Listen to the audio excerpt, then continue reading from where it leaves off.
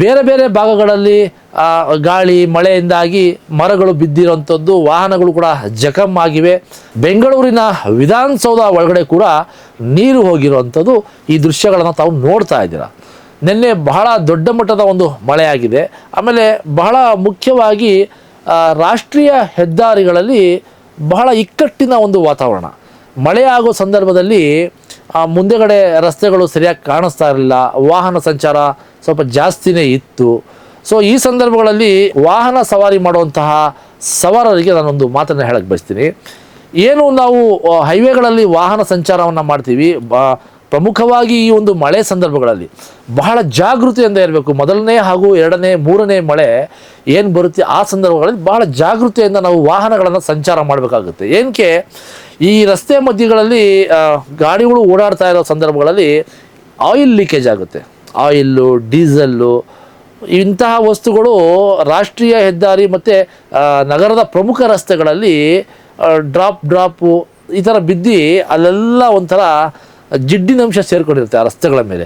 ಯಾವಾಗ ಈ ತುಂತುರು ಮಳೆ ಹನಿ ಅಥವಾ ಒಂದು ಅಥವಾ ಎರಡನೆಯ ಮಳೆಗಳು ಆಗ್ತವೆ, ಸೊ ಆ ಆಯಿಲ್ ಮತ್ತು ಡೀಸೆಲ್ ಕಂಟೆಂಟ್ಗಳ ಮೇಲೆ ನೀರು ಬಿದ್ದಂಥ ಸಂದರ್ಭಗಳಲ್ಲಿ, ಅದ್ರ ಮೇಲೆ ವಾಹನ ಸವಾರರು ಸವಾರಿ ಮಾಡಿದಂಥ ಸಂದರ್ಭಗಳಲ್ಲಿ ನೀವು ಅನಿವಾರ್ಯತೆ ಅಕಸ್ಮಾತಾಗಿ ಏನೋ ಬ್ರೇಕ್ ಹೊಡೆಯುವಂತಹ ಅನಿವಾರ್ಯತೆ ಬಂತು. ಸೊ ಆ ಸಂದರ್ಭಗಳಲ್ಲಿ ನಿಮ್ಮ ಗಾಡಿಗಳು ಅಥವಾ ನಿಮ್ಮ ವಾಹನಗಳು ಅಥವಾ ನಿಮ್ಮ ಲಘು ವಾಹನಗಳು ಬ್ಯಾಲೆನ್ಸಿಗೆ ಬರೋದಿಲ್ಲ, ಸ್ಕಿಡ್ ಆಗ್ತವೆ. ನೀವು ಹೋಗ್ತಾ ಇರುವಂತಹ ಮಾರ್ಗಗಳು ಬದಲಾಗ್ತವೆ. ಅಂದರೆ ನೀವು ಈ ಮುಂದೆ ಭಾಗದಲ್ಲಿ ಹೋಗ್ತಾ ಇರ್ತೀರಾ, ಅದ್ರ ಮೇಲೆ ನೀರು ಬಿದ್ದಿರುತ್ತೆ. ಬ್ರೇಕ್ ಹೊಡೆದಂತಹ ಸಂದರ್ಭಗಳಲ್ಲಿ ಗಾಡಿ ಹೀಗೆ ಹೋಗ್ತಾ ಇರೋ ಗಾಡಿ ಹಿಂಗೆ ಈ ಕಡೆಗೆ ಲೆಫ್ಟ್ಗೋ ಅಥವಾ ರೈಟ್ಗೋ ಅಥವಾ ರಿವರ್ಸ್ ತಿರ್ಕೊಳ್ಳುವಂಥದ್ದು, ಇಂಥ ಸಾಧ್ಯತೆಗಳು ಬಹಳಷ್ಟು ಇರ್ತವೆ. ಸೊ ಹಾಗಾಗಿ ದಯವಿಟ್ಟು ವಾಹನ ಸವಾರರು ಅಥವಾ ಬಹುಮುಖ್ಯವಾಗಿ ದ್ವಿಚಕ್ರ ವಾಹನ ಸವಾರರು ಇದನ್ನು ಮನಸ್ಸಲ್ಲಿಟ್ಕೋಬೇಕು.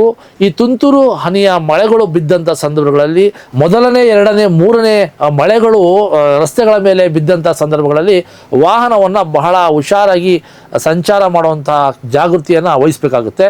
ಇಲ್ಲ ಅಂತ ಹೇಳಿದ್ರೆ ಮುಂದೆ ಬರುವಂತಹ ಗಂಡಾಂತರಗಳನ್ನ ತಾವು ಹೆದರಿಸಬೇಕಾಗುತ್ತೆ. ಹಾಗಾಗಿ ವಾಹನ ಸವಾರ ಮಾಡುವಂಥ ಸಂದರ್ಭಗಳಲ್ಲಿ ರಾಷ್ಟ್ರೀಯ ಹೆದ್ದಾರಿ ಆಗಿರ್ಬೋದು ಅಥವಾ ನಗರದ ಪ್ರಮುಖ ರಸ್ತೆಗಳಾಗಿರ್ಬೋದು, ಇಂಥ ಜಾಗಗಳಲ್ಲಿ ಮಳೆ ಬಂದಂತಹ ಸಂದರ್ಭದಲ್ಲಿ ವಾಹನಗಳನ್ನು ಜಾಗೃತಿಯಿಂದ ತಾವು ಚಲಾವಣೆ ಮಾಡಬೇಕು. ಮುಂದೆ ಮಳೆಗಾಲ ಕೂಡ ಪ್ರಾರಂಭ ಆಗುತ್ತೆ. ಅಂತಹ ದಿನಗಳಲ್ಲಿ ದಯವಿಟ್ಟು ಜನಪ್ರತಿನಿಧಿಗಳಾದವರು, ಸರ್ಕಾರಗಳು ಅಥವಾ ಆ ಟೆಂಡರನ್ನು ತಗೊಂಡು ಕೆಲಸ ಮಾಡುತ್ತಿರುವಂತಹ ಗುತ್ತಿಗೆದಾರರು ಸಾರ್ವಜನಿಕರ ಒಂದು ಹಿತದೃಷ್ಟಿಯಿಂದ ಒಂದು ಈ ಎಲ್ಲ ವಿಚಾರಗಳನ್ನು ಮನಸ್ಸಲ್ಲಿ ಇಟ್ಕೊಂಡು ಆ ಮಳೆಗೆ ಯಾರೂ ಸಹ ತೊಂದರೆಗೆ ಒಳಗಾಗದಿರೋ ಹಾಗೆ ನಿಗಾ ವಹಿಸಿ ದಯವಿಟ್ಟು ಸಾರ್ವಜನಿಕರ ಒಂದು ಜೀವವನ್ನು ಕಾಪಾಡಬೇಕು ಅಂತ ಈ ಮೂಲಕ ನಾನು ಮನವಿಯನ್ನು ಮಾಡ್ತಾ ಇದ್ದೀನಿ. ಆಮೇಲೆ ಬಹಳ ಪ್ರಮುಖವಾಗಿ ಇನ್ನೊಂದು ವಿಚಾರ ಹೇಳೋದನ್ನು ಮಾಡ್ತೆ, ರಸ್ತೆಗಳ ಮಧ್ಯದಲ್ಲಿ ಈ ಏನು ಮಳೆ ಬರುವಂತಹ ನೀರಿದೆ ಡ್ರೈನೇಜಿಂದ ಹೊರಗಡೆ ಬರ್ತಾ ಇದೆ. ಆ ನೀರು ಎಲ್ಲೂ ಸಹ ಸರಾಗವಾಗಿ ಸಾಗುವಂತಹ ಸೌಲಭ್ಯಗಳನ್ನು ಸ್ಥಳೀಯ ಸಂಸ್ಥೆಗಳು, BBMP ಆಗಿರ್ಬೋದು, ನಗರಸಭೆಗಳಾಗಿರ್ಬೋದು ಅಥವಾ ಗ್ರಾಮ ಪಂಚಾಯಿತಿ ಲಿಮಿಟ್ಸಲ್ಲಾಗಿರ್ಬೋದು, ಈ ನೀರು ಸರಾಗವಾಗಿ ಹೋಗೋದಕ್ಕೆ ವ್ಯವಸ್ಥೆಗಳಿಲ್ಲ. ದಯವಿಟ್ಟು ರಾಷ್ಟ್ರೀಯ ಹೆದ್ದಾರಿಗಳಾಗಿರ್ಬೋದು ಅಥವಾ ನಗರದ ಪ್ರಮುಖ ರಸ್ತೆಗಳಾಗಿರ್ಬೋದು, ಈ ರಸ್ತೆಗಳಲ್ಲಿ ನೀರು ಏನು ಹೋಗ್ತಾ ಇದೆ, ಬಂದು ಸ್ಟಾಕ್ ಆಗ್ತಾ ಇದೆ, ಆ ನೀರು ಅಲ್ಲಿ ನಿಲ್ಲದೇ ಇರುವಂತಹ ವ್ಯವಸ್ಥೆಯನ್ನು ಕಲ್ಪಿಸ್ಕೊಡ್ಬೇಕು. ಯಾಕಂತ ಹೇಳಿದ್ರೆ ಒಂದು ರಸ್ತೆಯಲ್ಲಿ ನೀರು ಅಲ್ಲೇ ಸ್ಟಾಕ್ ಆಗಿ ನಿಂತ್ಕೊಂಡ್ರೆ ಆ ಜಾಗದಲ್ಲಿ ಡ್ರೈನೇಜ್ ಇರುತ್ತೋ, ಹಳ್ಳ ಇರುತ್ತೋ, ಏನಿರುತ್ತೋ ಅಲ್ಲಿ ಬರುವಂತಹ ವಾಹನ ಸವಾರರಿಗೆ ಅದು ಕಾಣಿಸೋದಿಲ್ಲ. ಅವರು ಮನೆಗೆ ತಲುಪುವಂತಹ ತರಾತುರಿಯಲ್ಲಿ ಅನಾಹುತಗಳು ಸಂಭವಿಸ್ತವೆ.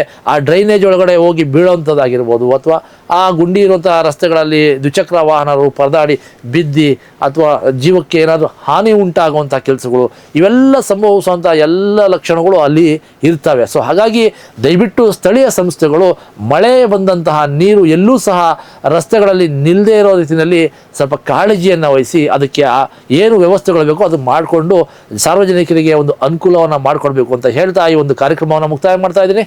ನಮಸ್ಕಾರ.